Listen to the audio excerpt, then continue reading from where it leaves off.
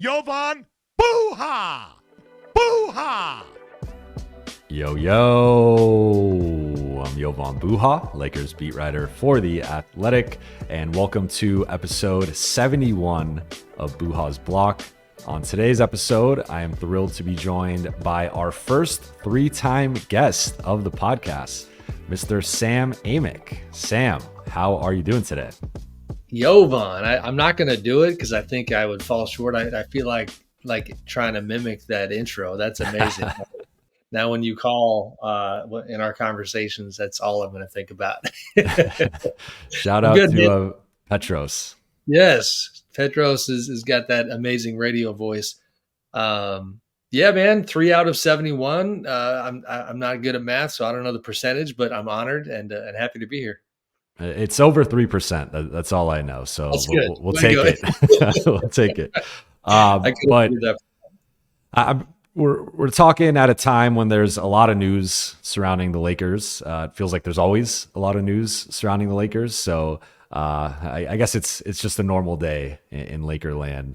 But the big thing today is the report that LeBron James is unlikely to play on Friday in Minnesota, which would be the second game of the season that he's missed. Second consecutive game would give him 8 days off. He's currently dealing with some left foot soreness that has bothered him in the past. Apparently started to bother him again during that Miami game when the Lakers were blown out by 41 points. ESPN was first to report the LeBron's status, but LA is 2-13 in Minnesota over the past 15 games there. So safe to say with or without LeBron, not great odds for them. But any initial thoughts on LeBron potentially missing a second straight game after this whole conversation about him playing in 82 games, and he had stated that was his goal earlier in the season, that he wanted to play on back-to-backs. Then more recently, actually in Minnesota, JJ Redick had said he wasn't sure if that was the best idea, if that would be what was best for LeBron, best for the Lakers. LeBron at the time said he was not going to talk about that. But we're here now, and it seems like he's going to miss a second consecutive game. LA did win their game without him going into this little break here, beating Portland. But your thoughts on LeBron and his workload and just this sort of dialogue with whether he should be trying to play in every game and just what to make of all of it. Yeah, I mean, it's we talked offline about it a little bit, and no indication, at least as of yet, that there's anything more than meets the eye here. But man, it is kind of it's a fascinating combination of events, right? Where you go back to when JJ was asked about LeBron playing all 82, and for me, it was the first time since JJ got the job. And I might have missed another moment, but where you could sense JJ trying to be very wise with his words when he publicly discussed something LeBron related that could be sensitive. And what he basically shared was, you already said it, that, probably not in the best interest of the team for him to play all 82. I thought he handled it fine. Who knows if LeBron agreed, but you have that. And then you have the struggles amid what was essentially kind of a delayed criticism of LeBron and the way he was playing. There's been this kind of recent spotlight on the fact that and we'll get into this, but it's very, very counterintuitive to see these Lakers be better with LeBron on the bench than, when he's on the floor. That's not what we are used to. And the numbers this year are kind of crazy in that regard. Then you have, the absence. On the side, you have, Bronny playing road games all of a sudden. So I don't know what to make of all of this and to what degree, if at all, we can connect some of these dots. Listen, the man is going to be 40 years old later this month, 40. That's incredible, because we talk about how a handful of players have played past 40, quite a few actually. But we know they have not played with this kind of a workload. They have not played with this kind of a role, and it's unprecedented. And so rest with that in mind. I'm 47, right? And I'm feeling this season already like I'm going to cover the NBA Cup. I kind of wish my team got eliminated. You know what I mean? Like, that is a reality. This dude has been putting in the work for so long now. There's got to be, in my opinion, a managing of the minutes if they're going to survive. And the justification in the past for why not to do that used to be, and you're an expert on this topic. Sorry, the dog's making noises. That they couldn't survive without him. Well, now what's the justification? They actually have been better with him not on the floor. So it makes a ton of sense for him to take some time. If they are going to have any shot of doing anything meaningful this year, he's got to be fresh. Yeah, it's so you mentioned it. I probably should have. I actually had it here in my notes, but so he misses. The Lakers have this, and every team has it right now, that this gap in the schedule because of its NBA Cup week. And so LA plays Sunday against Portland. They're off Monday. They have a get what you need day on Tuesday, which is essentially a light practice, optional day, but guys get shots, get treatment, whatever. LeBron was not there. Then Wednesday, they have their only practice of the week. LeBron is not there, does not participate. And then today, they are traveling to Minnesota for the game Friday night. Unclear yet if they're going to have shoot around on Friday. And then Saturday will be traveling back from Minnesota. And then Sunday, they play Memphis in LA. So, I mean, if you could find a stretch for LeBron to get some rest, and it seems like they identified this Portland game was a winnable game against the worst or second worst team in the West. Then you have this Minnesota game where LA just got blown out by 29 in Minnesota with LeBron and has really struggled there for whatever reason. So maybe they kind of identified that as, hey, let's just buy him more of a break here.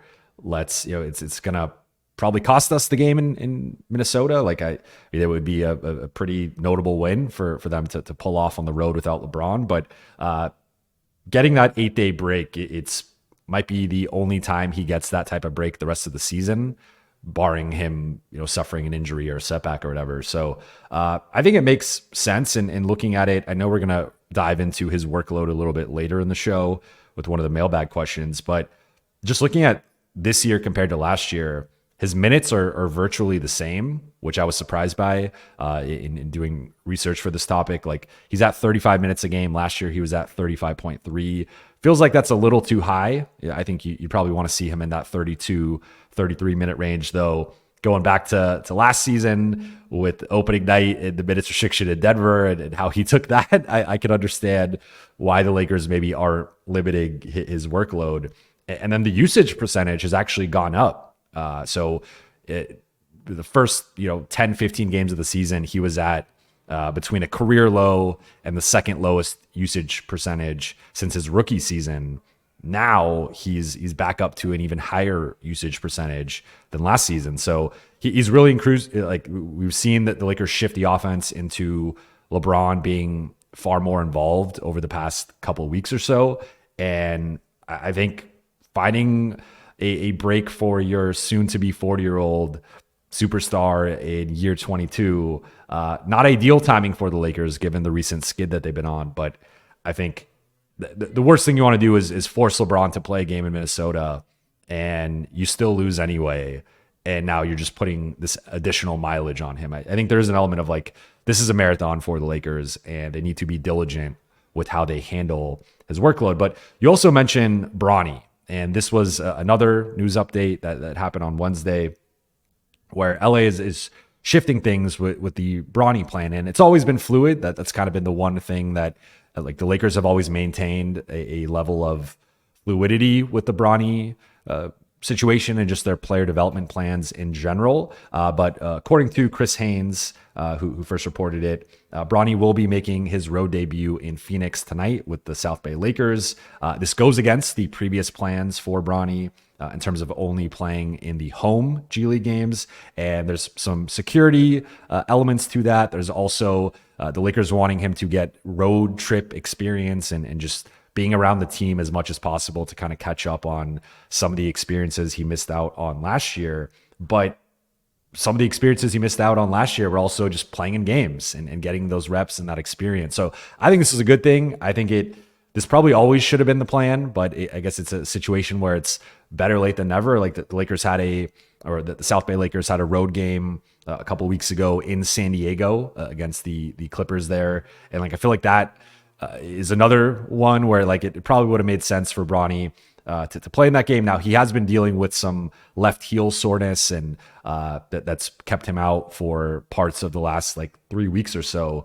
So maybe that was ultimately why he didn't play in that game. But what do you make of the Lakers' recent shift in their stance with Bronny? And I guess kind of tying it all together, like it does feel like a lot has happened in the last few days or so with LeBron, Bronny.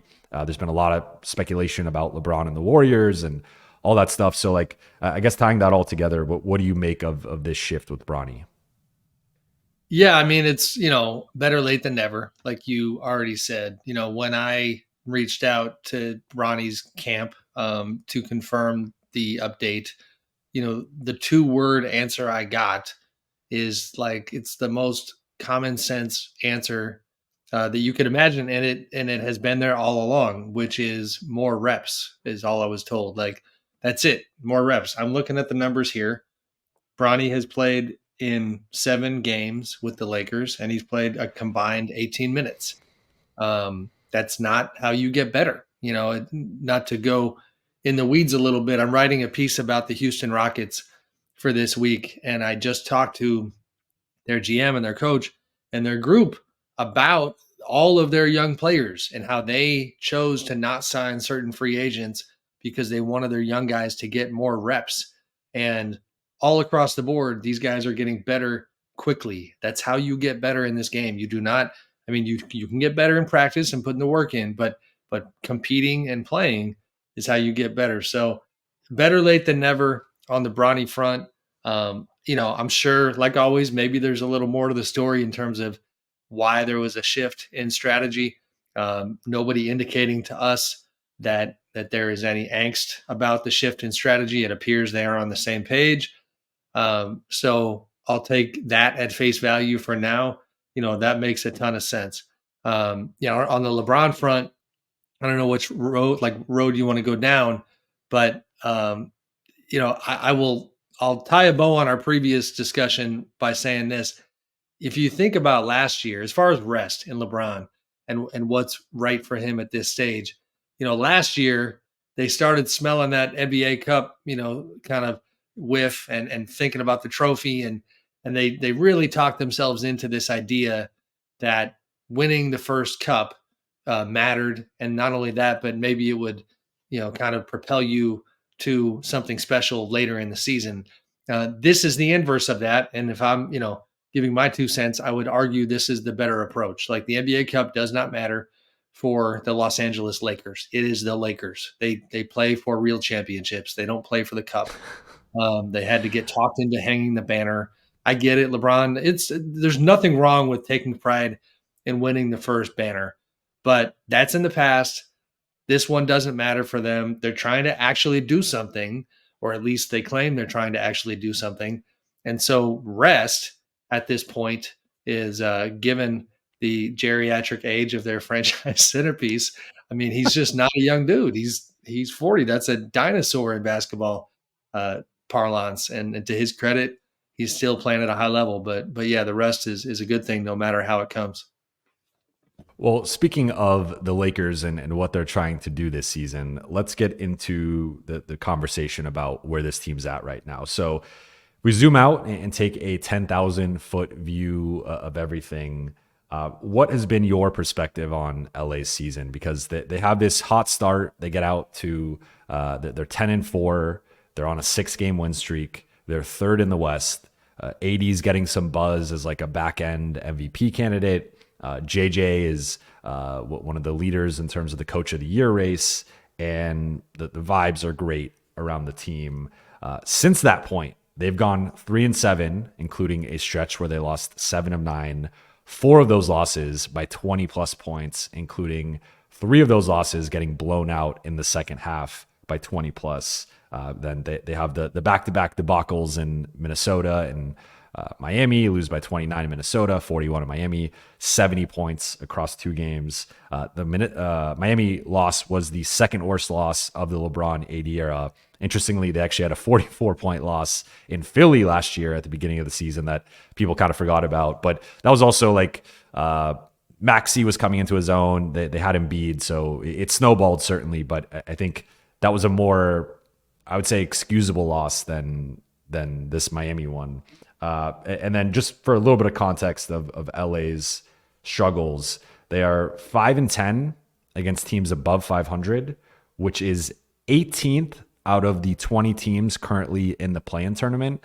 So it's not something you can really point to and be like, well, some of the other teams are struggling against above 500 teams. It's like, no, the Lakers have been 18th, and the 2 teams worse than them are both in the East, where you basically just have to have a pulse to be in the play-in tournament. So they're last in the West among the 10 play-in teams in terms of record above 500 opponents. They are 8-1 against teams below 500, but as we know, for them to do anything, they're going to have to beat some good teams. 12th in the West in point differential, 20th in the league in point differential, and then 12th in the West in net rating, and 22nd in the league in net rating. So I just wrote this. I did a story for The Athletic on what's wrong with the Lakers. And one of the points I made was like, right now they project more as at least statistically, with their record against above 500 teams and their point and net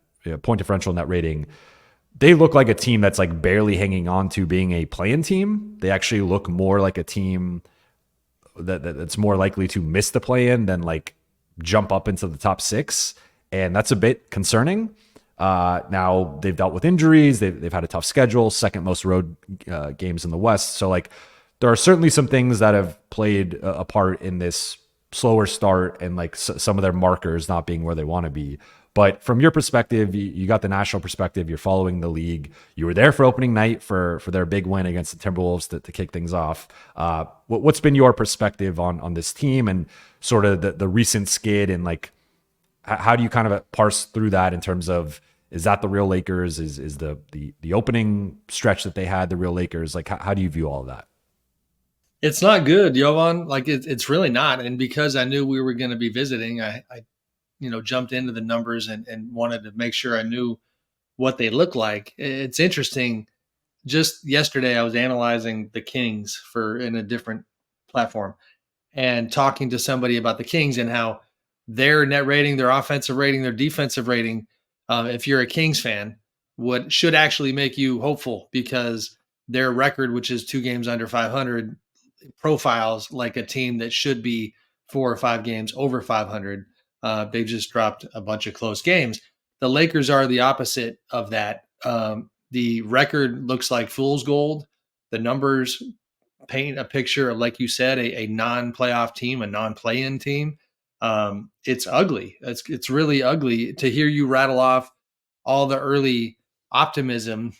JJ in the Coach of the Year running, my brain immediately had like that beat drop or whatever it is of nope.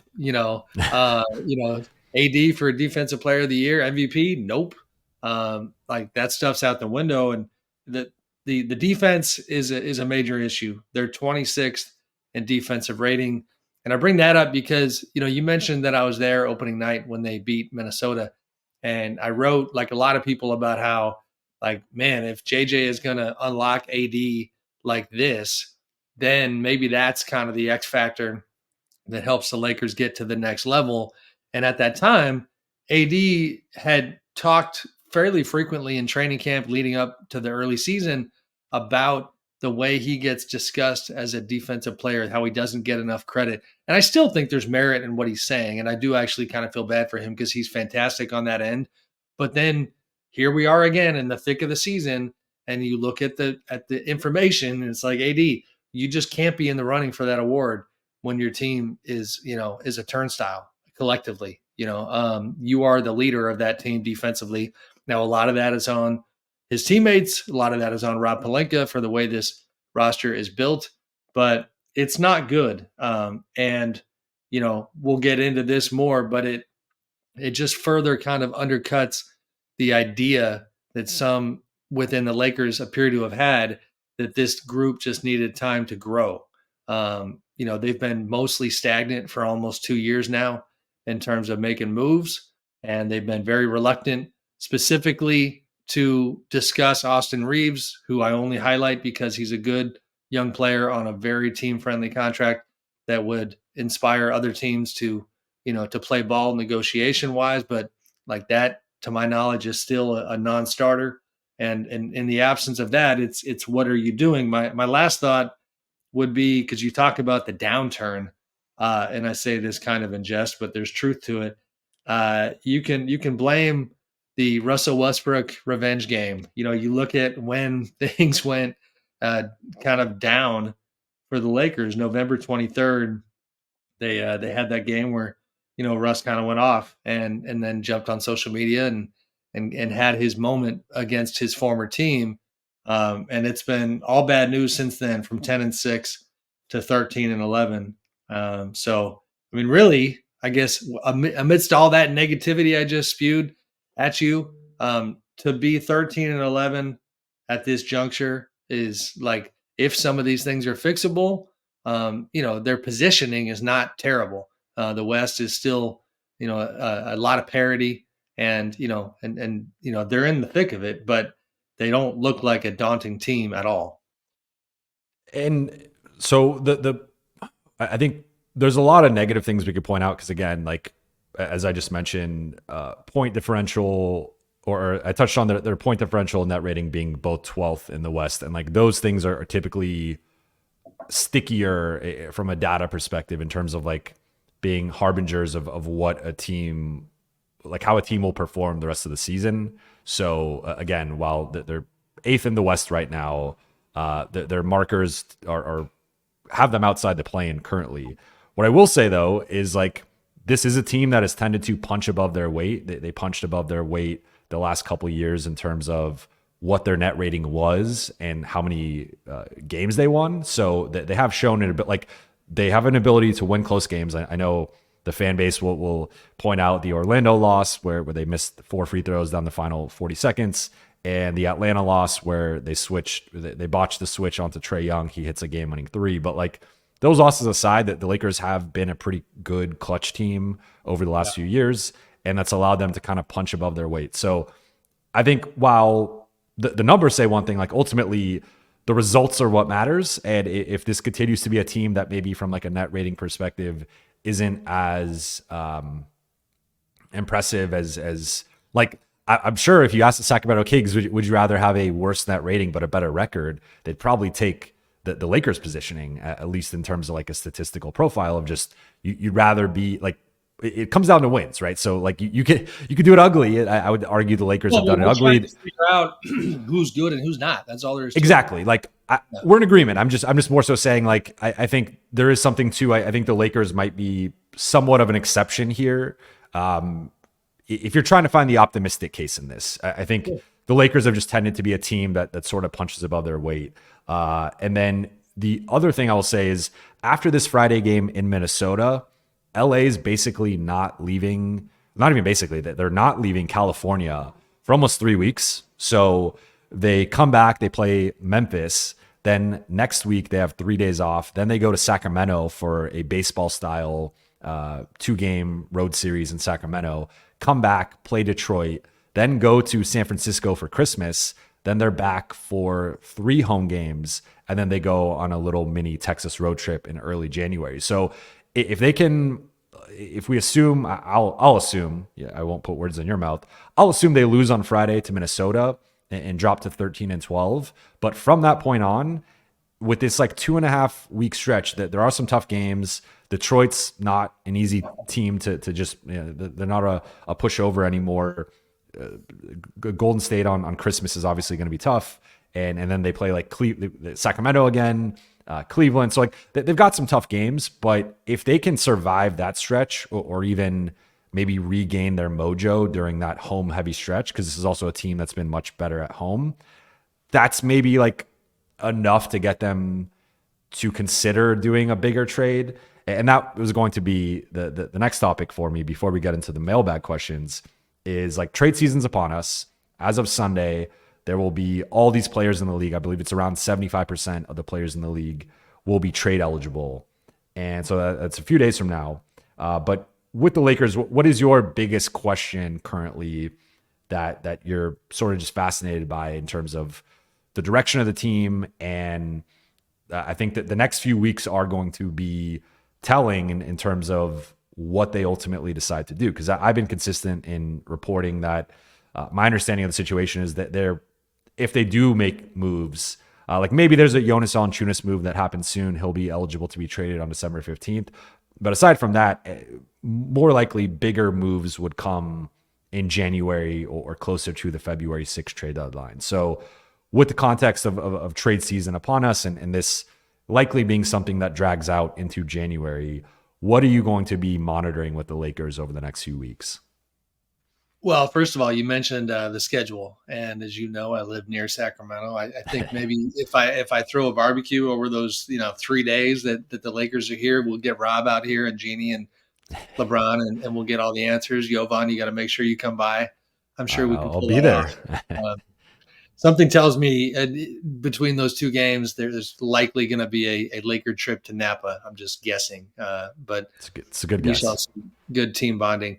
I'm going to start with the most obvious one, which is the annual question of, is LeBron happy? And the premise is not, I'm not asserting that he's not. I'm definitely not.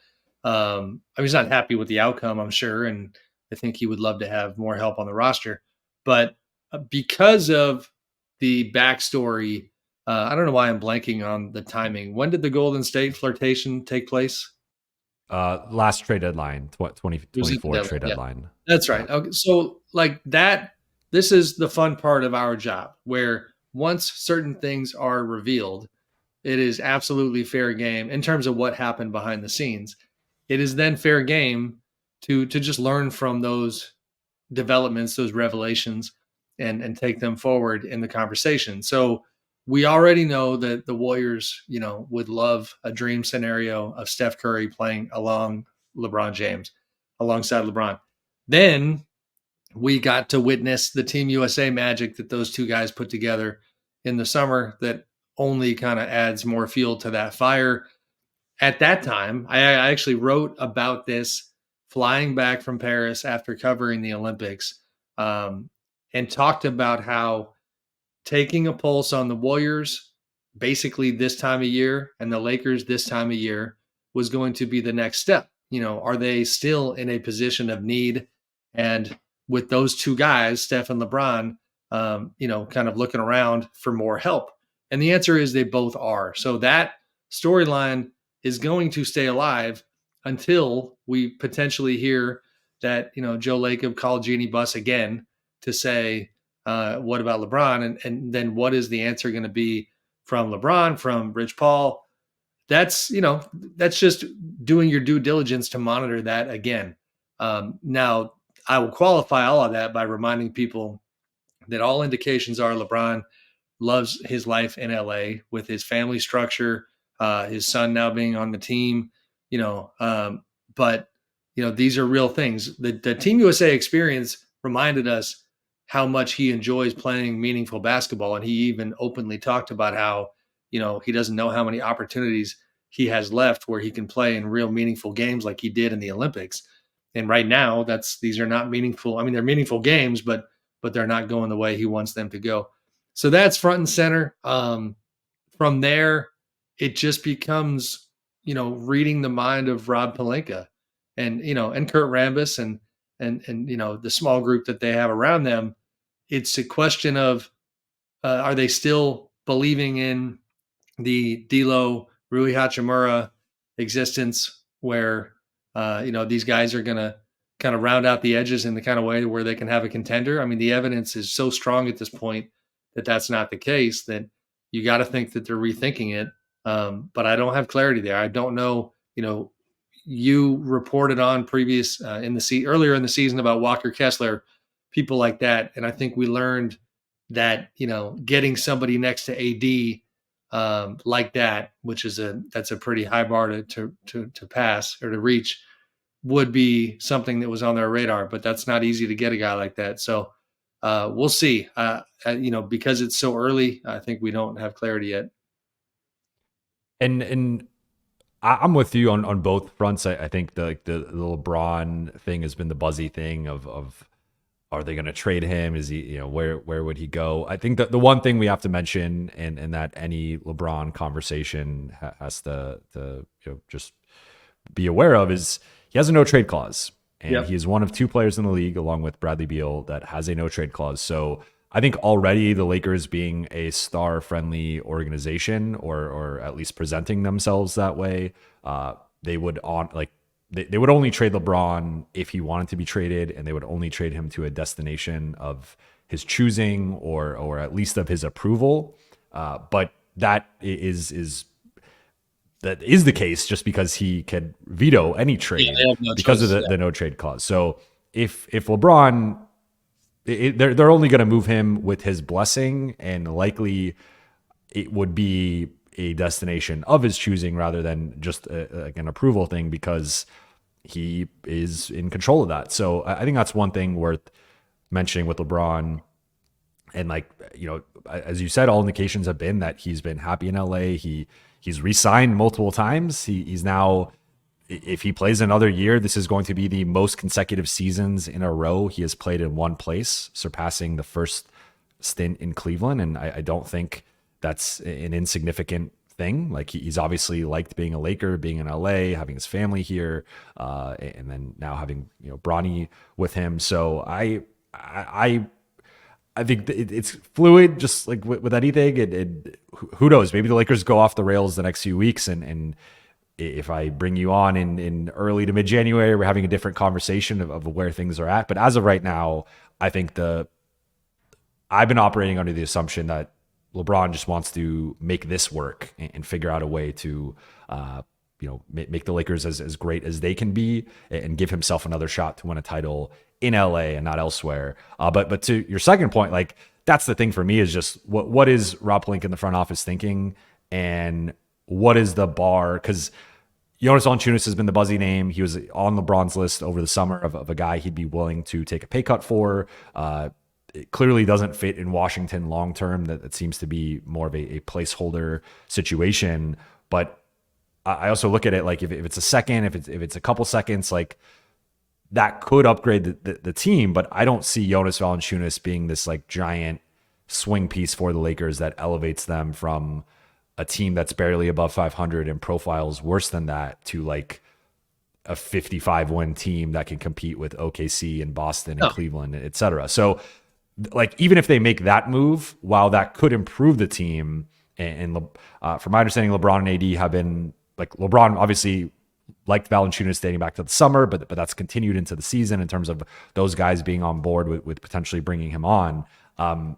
They still need to make another move, and based on the contracts that they have, almost any move of consequence is going to have to require them attaching a first round pick. Like, it's very, again, they could kind of MacGyver like a couple of moves that like are just second round pick heavy, but I don't really think those are going to move the needle enough. Like, if you're trading for a Walker Kessler, you're gonna have to give up a first round pick. If you're trading for pick your favorite potential trade target available, it's going to be at least a first, if not both.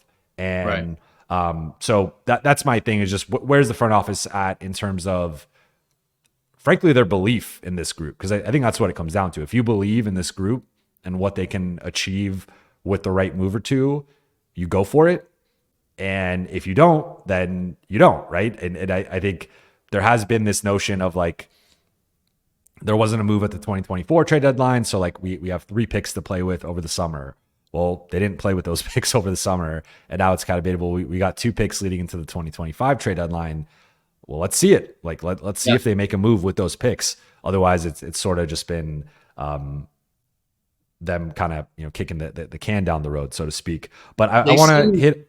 Go ahead. Just real quick to add on to that, they man, Jovan, it feels like they have PTSD from the Westbrook trade. Because honestly, like, we haven't, I don't think, even mentioned the name Jimmy Butler. And I mentioned him on my last show, but it seems like And that's a whole lie in mine that I don't know if I want to try and avoid, but Sure. My seems only like point there's a there, list of teams that, and the Lakers aren't on it. That's all I'll say. sure. It's just that's a team that regardless of whether they're on the list, if you're LeBron, like that's the type of player I need you to go get. That's just Mhm. all there is to it. Yeah. Again, he's almost 40, and to kind of cap the LeBron conversation on my end, and I'm just speculating, but if you said, if in a couple weeks, if in a month, the Lakers are even more off the tracks and things are not good, what they have to figure out is like, to me, if you're LeBron, that sort of frustration is very possibly going to compel you to either retire or to find your way to Golden State. Like, I have a hard time thinking that when he looks at this chessboard with the Lakers or just this playing board, that when you know what it is and you know that you signed up for 2 years and you have the option next year, like, are you really going to have that be your basketball life if the front office continues to be stagnant? That is where the next month I think is kind of big, because I just don't think that's an enjoyable experience for him, and they have to figure out where his head is at. And then, yeah, trade wise, you're right. They've been sitting on those picks for quite a while. They've always talked a big game, like, we're looking, and they don't pull the trigger. And he's reaching the end of his road here, so we'll see what happens. And with that, let's get into a couple mailbag questions that I find very interesting and kind of hit on a lot of what we've talked about during this episode. First one from @Joey Lucko 2490.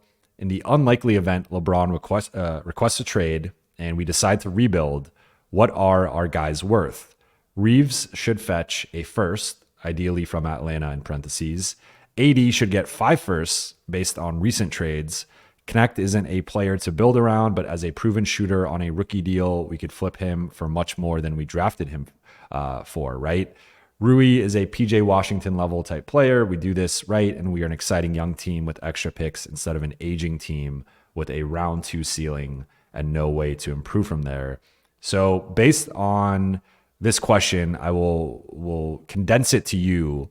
What do you think LeBron, AD, Austin Reeves, Dalton Connect, and Rui Hachimura would fetch in the trade market? But let's just say in a vacuum. Like, obviously, there's a potential of doing 3-team trades or bigger trades where you can kind of package multiple of these guys. But let's just say if they're shopping each one individually, how would you assess the potential market for each of those 5 guys? Not to lean on the listener too much, but honestly, I think their breakdown was pretty accurate. The Dalton is the one where I find myself struggling to figure out what that would look like.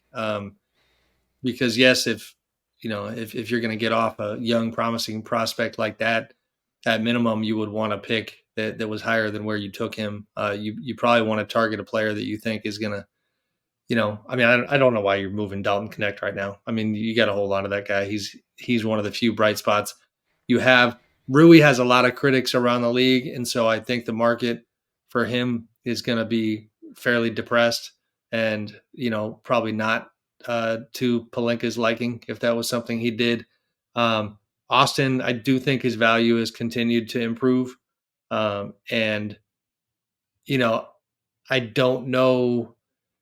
I mean, it's funny because like Walker Kessler we mentioned earlier, I've connected with the Jazz side to get clarity on how they see a player like that, and I actually think they'd probably be asking for 2 firsts for a player like Walker. So, okay, can you get that for Austin?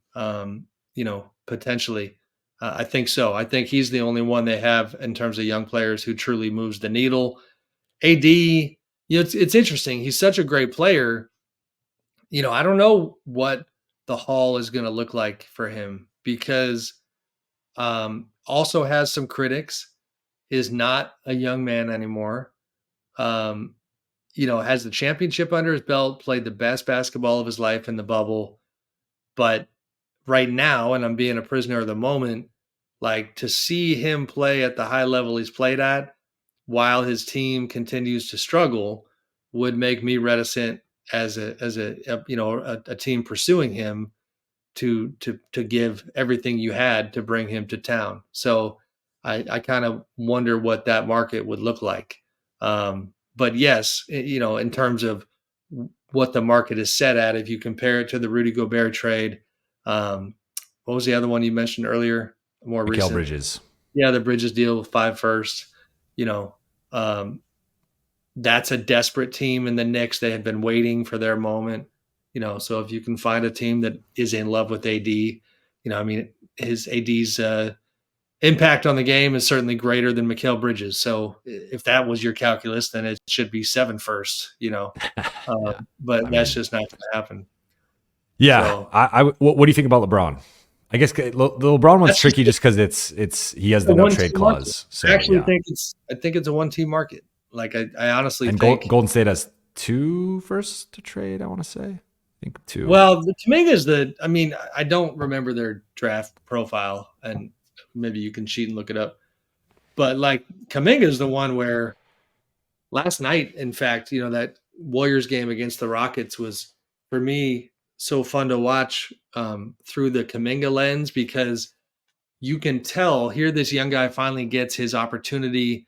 He's starting. They're going to him a lot. They're publicly saying that he has the potential to be the face of the franchise, and it's probably mostly genuine, but also like part of hyping up his value, because they're kind of doing this dance of empowering him while also potentially showcasing him. And so he's going at the Rockets trying to be that guy and just win the game. And he had a good night, missed a couple, looks I'm sure he wishes he could have back. But in a LeBron deal with the Warriors, it becomes like, how excited are you about Kuminga? Because you got to make sure you're obviously getting Kuminga in that deal. And then They could trade 2 firsts. Yeah. And I'm sure for money reasons, you're going to have a Wiggins in there. Probably, Moses Moody is a nice player who doesn't get fully maximized by the Warriors, and I think could help the Lakers. So I think there is a trade there that would put the Lakers, in my opinion, if you had picks, Kuminga, Moody, maybe out a piece, and Wiggins is playing well right now. That's that gives the Lakers something in return. Obviously, if LeBron raised his hand. I would say 2 picks for LeBron in a potential Golden State trade. I think AD would fetch 5. I think 5 picks seems reasonable. I mean, it really depends on like who gets involved. But I look at like if OKC got involved, if there's a bidding war and OKC really wanted to throw their name in the ring, like OKC could outbid anybody. And maybe teams at 14, 13. I had to write this the other day. 13 firsts between now and 2031. And like if you added AD, if you have Shea, AD, Chet, and J-Dub, like that's an insane foursome right there. So I mean, I think they probably become the favorites to win it all, like just hands down, in my opinion. But so I would say 5 or 6 for AD. I think Austin, I'm with you. I think Austin would get 2 first-round picks.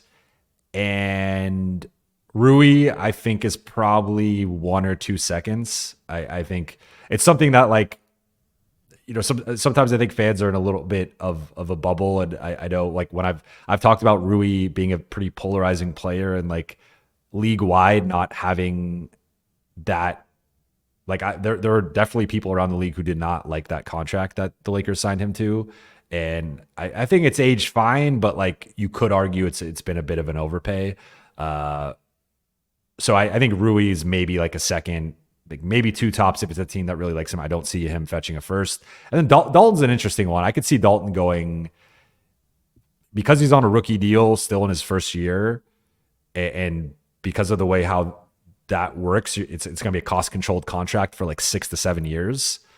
I could see Dalton going for like a couple firsts, or if a team really loves him, maybe even 3, although that's a little high. And he's also 23 already, about to be 24. So like you don't have the same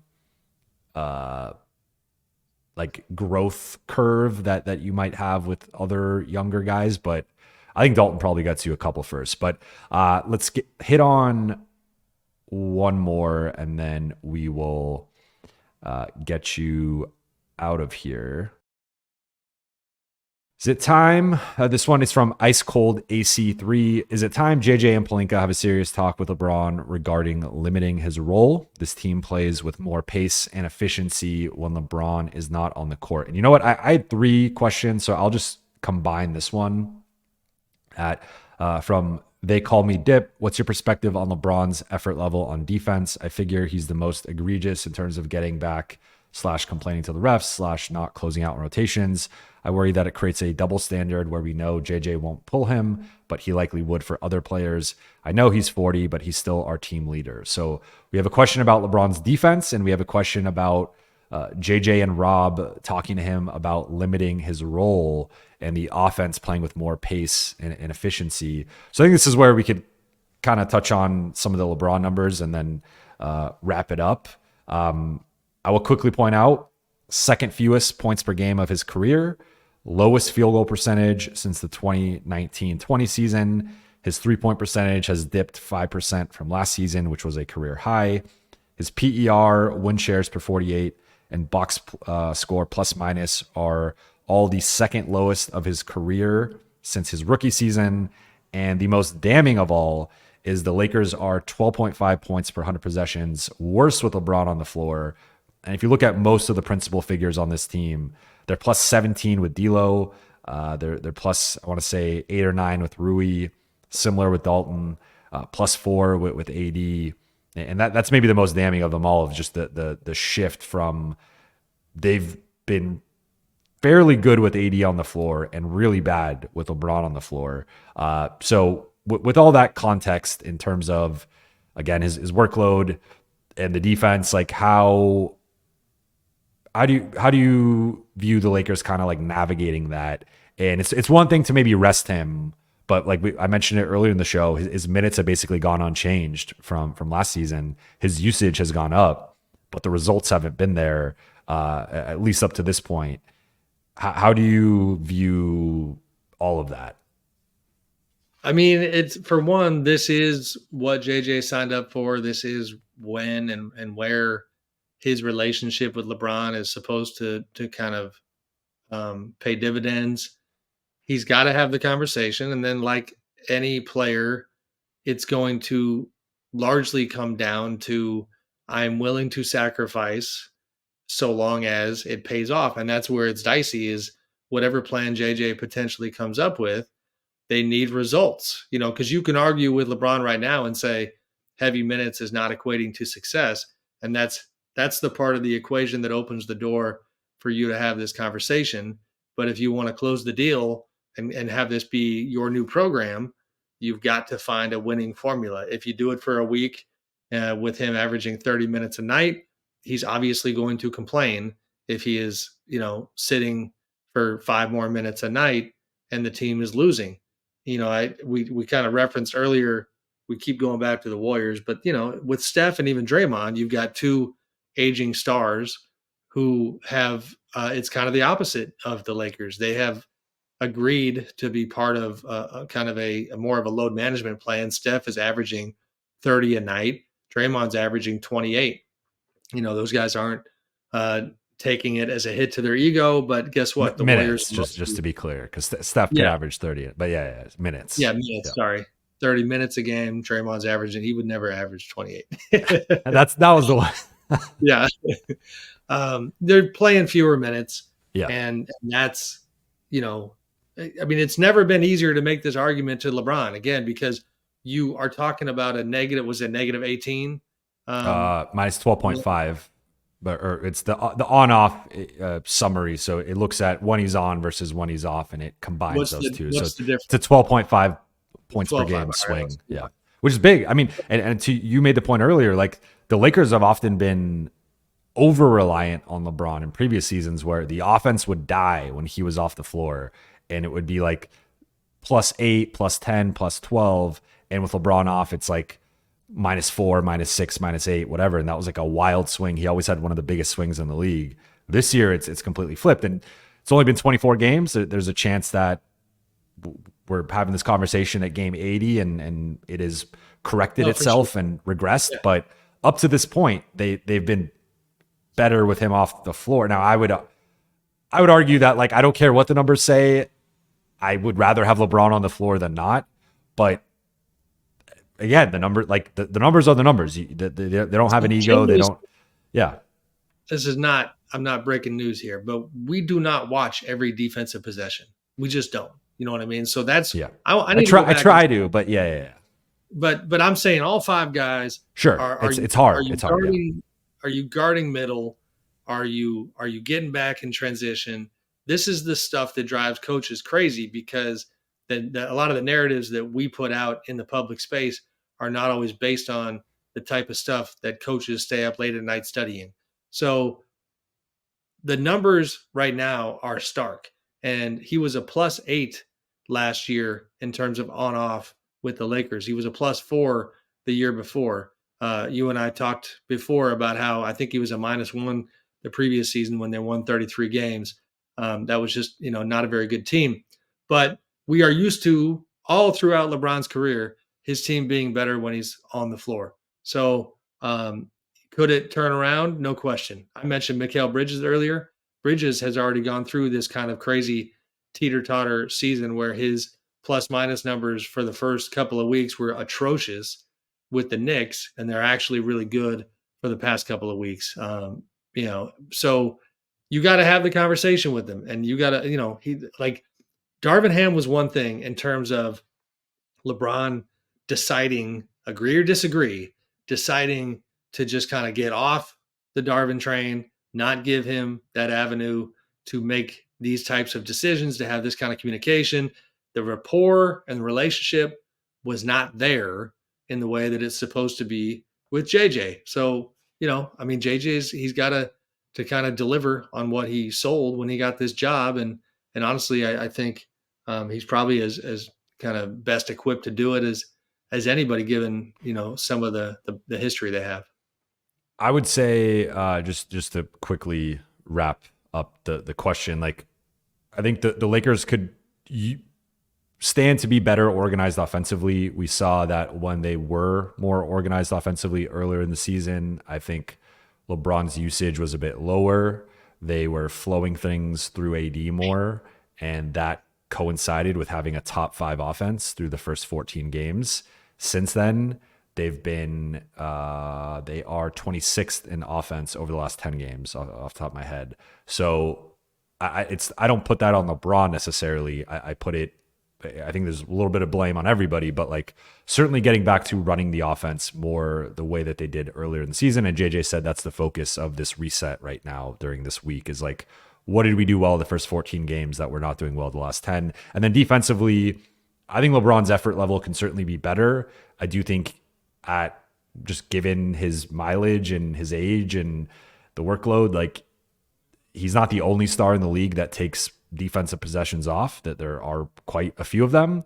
Now, sometimes his mistakes are maybe a bit more egregious. And as a power forward, you do play a certain role as the low man. And like, there are certain responsibilities that I don't think he always holds his weight on. And largely, I would say, has been a negative defender this season. But I think that, like, certainly the focus, the awareness, the effort can all be better. And so, like, there's no real excuse there. But I also think you kind of got to pick your battles. And I think having one guy who's maybe not always fully bought in or engaged defensively, you can kind of navigate that with the right tools around them. And that's where I think LA needs to support him with more size, more athleticism, and that's most likely going to have to come in the form of a trade or two. But that will do it for today's show. Sam, I know we said we're going to go a little less than this, so I appreciate you giving us some more time. Before we get out of here, make sure to follow Sam on X at Sam_Amick, and subscribe to The Athletic. Read his piece on the Rockets. I'm sure you'll be writing about the Lakers next week when they're out there for a couple of games. We will barbecue with Rob and Jeannie and LeBron, AD, JJ. But Sam, anything else you want to plug before we get out of here? No, that's about it. Although I did recently join the old Blue Sky experience. Okay. Apparently, I'm on. I haven't posted yet, but I'm on. Yeah, trying something new. Got yelled at by the Twitter folks for doing it. I guess it makes me a snowflake, but that's okay. Yeah, so switching it up, trying to go where some of the good vibes are. But that's all, brother. Follow our NBA Cup coverage. Even the Laker fans whose team is not taking part, I'll be out there in Vegas for the next 6 days, tracking that phenomenon and seeing if people care or not. So it should be fun. If you love basketball, it's going to be a fun weekend and a fun 3 games in Vegas. But that'll do it for today's show. Yep. Thank you all so much. No, it's all good. Thank you all so much for watching and listening. For those watching on YouTube, please be sure to hit that subscribe button, turn on channel notifications so you never miss a video, and like and comment on this episode. And for those listening on Apple Podcasts, Spotify, and your podcast platform of choice, please be sure to follow, download, and leave a 5-star review. I'll be back on Friday night after the Lakers-Wolves game. I will talk to you then.